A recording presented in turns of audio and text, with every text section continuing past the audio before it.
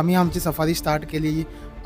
कुठला गेट होता आपला अगरझरी गेटपासून आम्ही आमची सफारी स्टार्ट केली.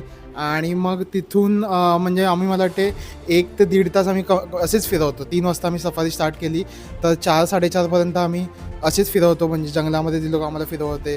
आम्हाला मोर दिसले किंवा रानगवे दिसले, कोंबड्या दिसल्या, पण वाघ काही दिसत नव्हता.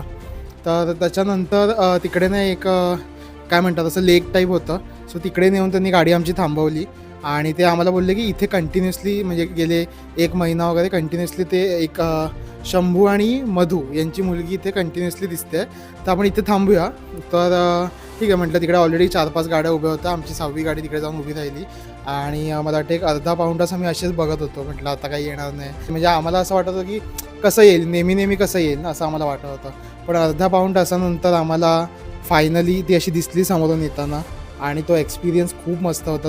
आणि मग ते तिथून आली, मग तिने असं झाडावरती मार्किंग वगैरे केलं आणि आमच्या समोरून ती क्रॉस करून दुसऱ्या साईडला गेली.